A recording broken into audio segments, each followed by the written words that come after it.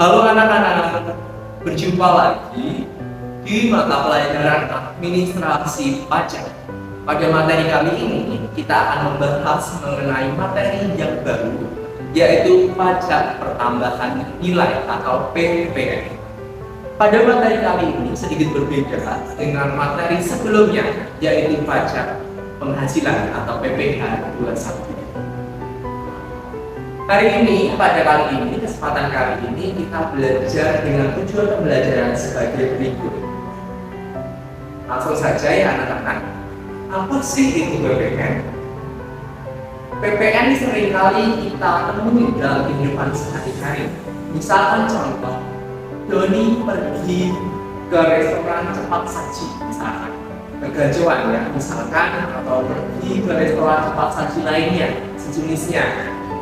Pada saat itu, Doni melakukan transaksi atau membeli suatu barang, yaitu mie ya, misalnya tadi di Gajawan, seperti itu. Nah, pada saat menjalankan transaksi tersebut, Doni akan dipungut PPN atau pajak pertambahan nilai atas barang yang dia beli. Itu.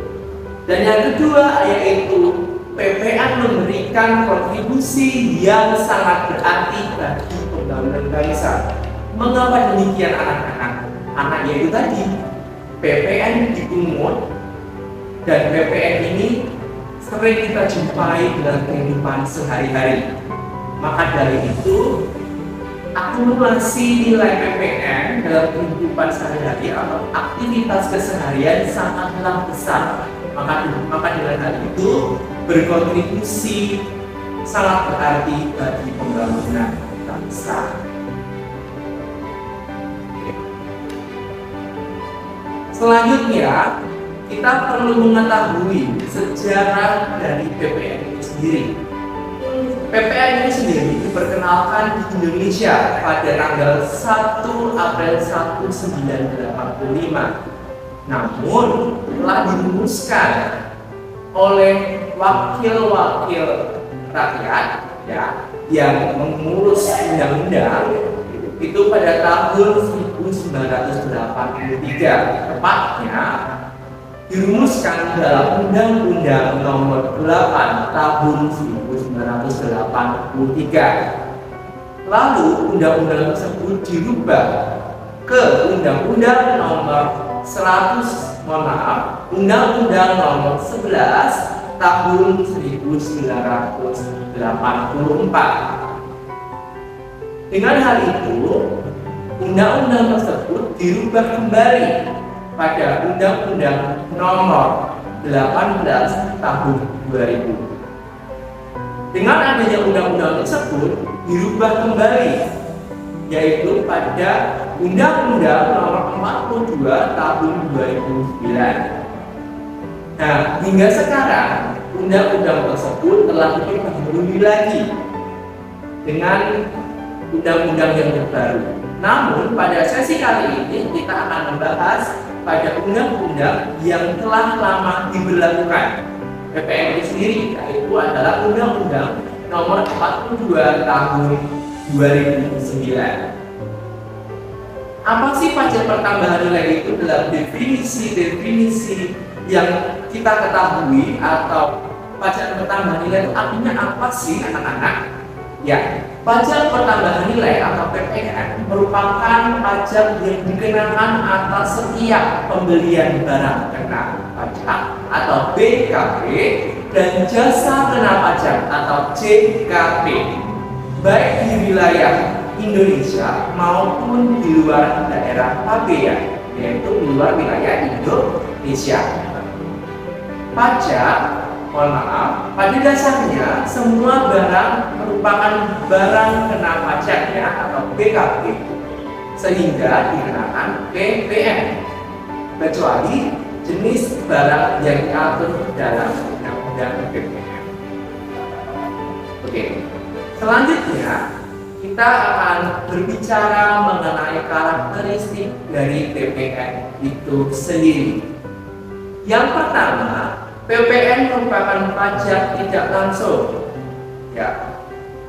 dengan memiliki arti bahwa pihak yang mengonsumsi barang atau jasa menjadi objek pajak, ya, dan tanggung jawab dalam pembayaran pajak kepada kas negara. Jadi secara langsung pajak itu dipungut oleh si pengguna barang atau jasa. Misalkan yang tadi contohnya adalah Doni, Doni pergi ke restoran Jepang saji, jadi pajak itu langsung dipungut oleh Doni.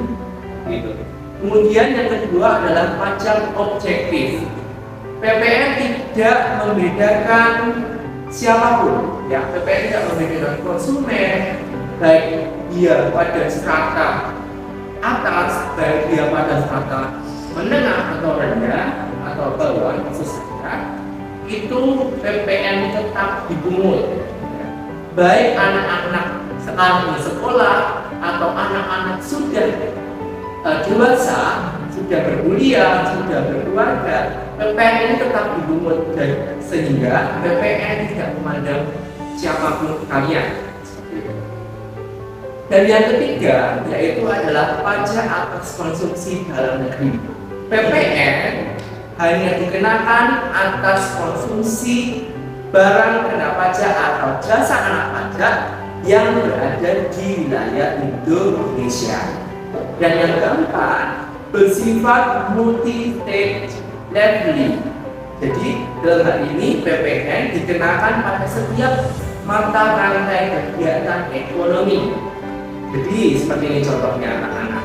PPN ini akan dipungut melalui seluruh aktivitas kegiatan ekonomi, dari produksi, kemudian distribusi hingga konsumsi, seluruhnya akan dikenakan PPN, maka bersifat multi-stage level.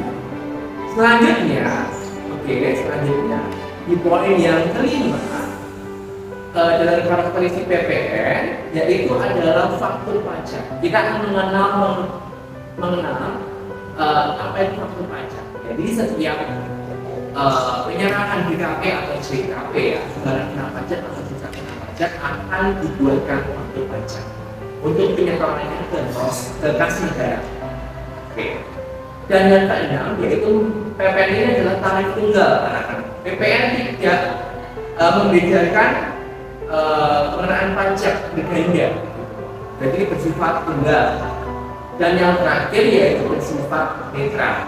PPN tidak hanya dikenakan pada barang kena pajak, namun juga pada jasa, yaitu jasa kena pajak atau JKP.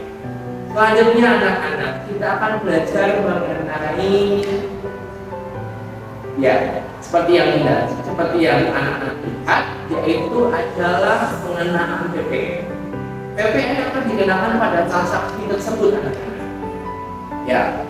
Pada penyerahan barang kena pajak di dalam daerah pabean yang dilakukan oleh pengusaha impor barang kena pajak, dan yang seterusnya. Anak bisa membacanya satu persatu. Ini adalah PPN dikenakan pada transaksi berikut ini. Selanjutnya anak-anak, kita akan belajar terkait dengan dasar pengenaan pajak atau DPP. Nah, DPP ini sangat berbeda dengan apa yang kita ketahui sebelumnya, yaitu pada materi PPh 21, yaitu pajak penghasilan. Pajak penghasilan yang lalu kita mengenal adanya istilah-istilah JHT atau jaminan hari tua, kemudian ada jaminan pensiun, biaya jabatan, yang yang lalu pada PPh 21 yang lalu itu ada dikenakannya tarif-tarif, atau tarif PPh 21 ada 5% dan seterusnya. Namun pada DPP atau dasar pengenaan pajak ini juga memiliki tarif-tarif yang berbeda. Namun sebelum masuk pada tarif, kita harus mengerti apa itu DPP. DPP sangat erat kaitannya dengan PPN. Dasar pengenaan pajak merupakan istilah yang mengacu pada penggunaan nilai tertentu sebagai dasar perhitungan untuk menentukan besaran pajak pertambahan nilai atau PPN yang harus dipungut. Nah, selanjutnya kita harus mengetahui tarif-tarif berapa sih yang dikenakan PPN. Seperti yang lalu ya terkait dengan PPh. Oke, yuk kita lanjutkan. Berikut adalah tarif-tarif yang terkait dengan dasar pengenaan pajak PPN atau DPP. Tarif pembayaran PPN diatur dalam pasal 7 Undang-Undang PPN dan PPNBM yang merinci bahwa tarif PPN adalah sebagai berikut anak-anak. Untuk penyerahan dalam negeri ya, untuk penyerahan dalam negeri tarif PPN itu sebesar 10%. Ini adalah menggunakan undang-undang yang lama ya, undang-undang yang tahun 2009, yaitu dikenakan tarif sebesar 10%. Kemudian untuk ekspor BKP berwujud atau barang kena pajak berwujud maupun ekspor JKP dikenakan tarif 0%. Selanjutnya yaitu terkait dengan tarif pajak terkait dengan ekspor dapat dikenakan ya minimal sebesar 5% dan maksimal sebesar 15%. Nah, itu yang setelah diatur dalam Undang-Undang PPN ya pasal 7. Namun ada tarif khusus yaitu pada tarif kegiatan membangun sendiri maksud saya atau KMS sebesar 20%. Kegiatan membangun sendiri contohnya seperti apa? Merenovasi, membangun rumah, lahan, dan merevitalisasi dan yang sejenisnya terkait dengan pembangunan ya contohnya atau proyek pembangunan. Nah, kita akan selanjutnya ya anak-anak, kita akan kita akan mengerti barang-barang kena pajak atau jasa kena pajak. Nah, pada dasarnya seluruh barang itu dikenakan pajak. Namun barang-barang tertentu yang diatur oleh Undang-Undang PPN itu tidak dikenakan pajak. Misalkan contoh barang yang tidak dikenakan pajak PPN ya maksud saya itu ada apa? Ada buku pelajaran, ada buku keagamaan dan yang lain sebagainya.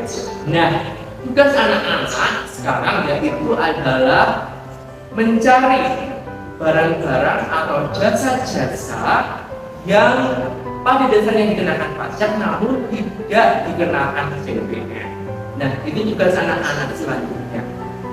Oke, anak-anak sekarang sudah paham apa itu PPN atau pajak pertambahan nilai. Dia sudah belajar PPN seperti apa, tarifnya seperti apa, pengenaannya seperti apa.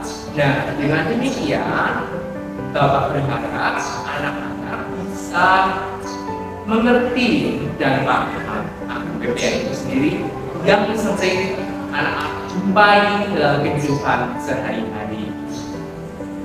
Oke, terima kasih anak-anak sudah mendengarkan penjelasan terkait dengan PPN atau pajak pertambahan nilai. Tetap semangat, selalu jaga kesehatan, dan sampai jumpa pada materi yang berikutnya. Terima kasih anak-anak. Sampai jumpa.